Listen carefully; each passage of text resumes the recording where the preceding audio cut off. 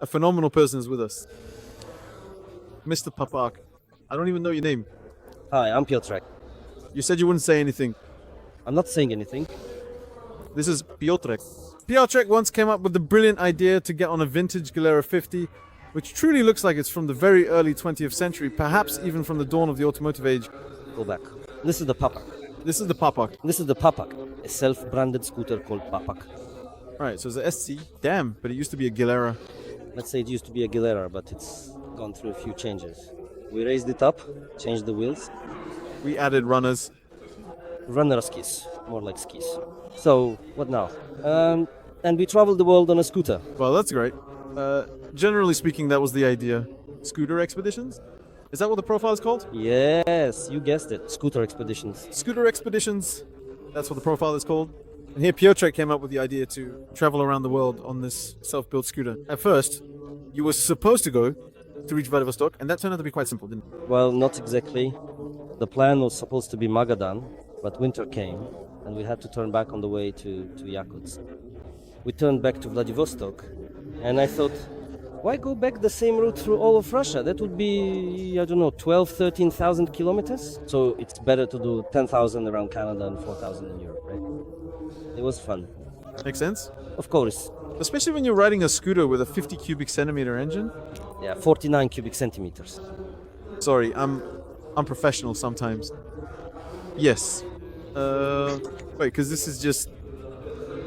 If you go even slower, man, if you go at a quarter speed, then I'll really be setting up bread. Then you could babble with me for an hour. To me, the sheer, utter absurdity of this truly remarkable undertaking, I just absolutely love it. It's so wonderfully fantastic that you decided to actually do it, that my heart just genuinely bleeds that it unfortunately ended the way it did, regrettably. Well, it ended, as you can see in the attached picture. Yes. I've never had wires like these before, fortunately, and I don't want to have them. And I wouldn't recommend it. The worst off with these wires, these little wires, these antennas as I call them, is the bedding. Bedding, pillows and other such things. You tear everything up. What happened? You traveled across all of Asia, which one could theoretically consider a wild place, and you got hit by a car in civilized, friendly Canada. That's right. Leaving Calgary, I was riding at my usual speed of 55 kilometers per hour. He crashed into me, I don't know, I thought it was a grenade, a rocket, something like that.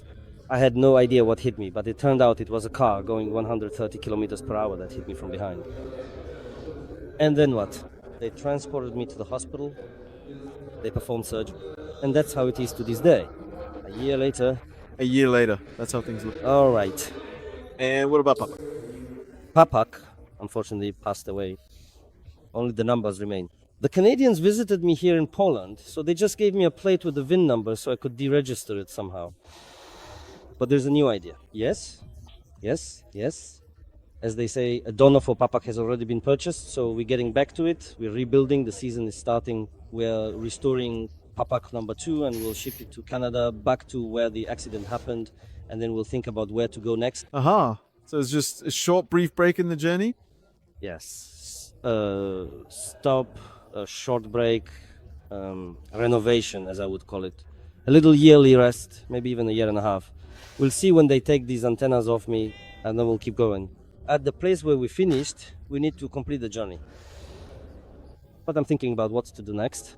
For sure, North America will be included, because I'm thinking of going to Alaska and taking the Pan American, but it's still a long way down. I just need to learn Spanish, and that's tough. And my Monica knows. She will train you. Basic dos cerveza, por favor. That's 2 beers. Thank you. Exactly. That's all I know. But wait, I've completely lost the thread. Because we were supposed to be talking about how you started riding motorcycles or scooters in the first place. I don't know at all. Scooter. Scooter from the very beginning. Scooter from the start. 2 wheels are 2 wheels, right? Scooter. It's the same. 2 wheels with an engine. So I wanted to change the old stereotype that you don't have to ride a GS or an Africa Twin somewhere, like Mongolia, the Pamir Highway, or other places. You can do it on a moped, a little scooter. Of course. So what? How old were you when you first got on a scooter? Oh man, I was old. Must have been 22. Really? Why did it take you so long to realize that scooters are cool? I don't know. I bought a scooter, went to find a friend, And in 2007, I rode my scooter all the way to Greece. In 2008, I found. But what?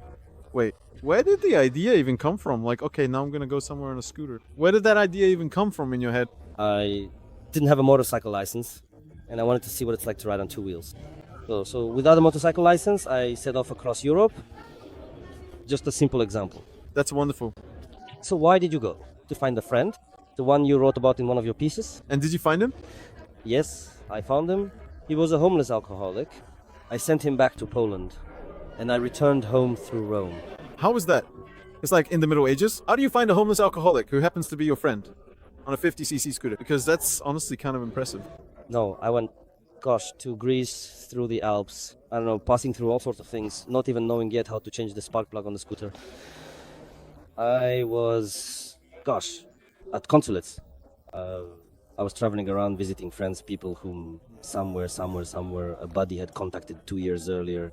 I walked through parks and met Poles in the parks and on the benches in the center of Crete. Where they said, yeah, we know him. I showed this photo, I knew for sure he was alive, and we managed to find him. We waited 7 days for a temporary passport, and then he was flown back to Poland. A beautiful and moving story. We did it. Fortunately, we managed to do it. We managed to find him. As a reward, I visited the Vatican and Rome. That was a plus for me. Very nice. Listen, I don't think there's anyone in Poland who isn't rooting for you to get back on Papak II as soon as possible. I think so too. Well, maybe it won't be Papak II. The plastics will return. What's left of them anyway? And there are signatures on the plastics. There are already second plastics from all my, adventures in different lands around the world. And oh dear, well, the plastics are coming back, and plastics are Papak. So. So that's Papak. So it will be Papak. Well, it will be, and it is Papak, because the plastics are coming back. On the plastics, people from all over the world sign their names. In every country, whoever helped me just signs the plastics, and that's Papak, the soul. Well, that's great then. So what? As soon as you come back, we will certainly celebrate. We will roar. We will roar. You will be too. And like this, we will also wave a handkerchief to you when you fly to Canada. Oh, well done. White for sure, white. Thanks a lot to me too. Arrow to see. Cheers. And now, hi, my name is Piotr Głowacki. I travel on two wheels, on a 49 centimeter scooter all around the world. I really do break stereotypes. Oh. Thank you. You delete it. I break the stereotypes about big motorcycles traveling around the world. Like, it's different than riding a scooter through Mongolia with the guys, that you can actually go all over the world. This is my world of motorcycles.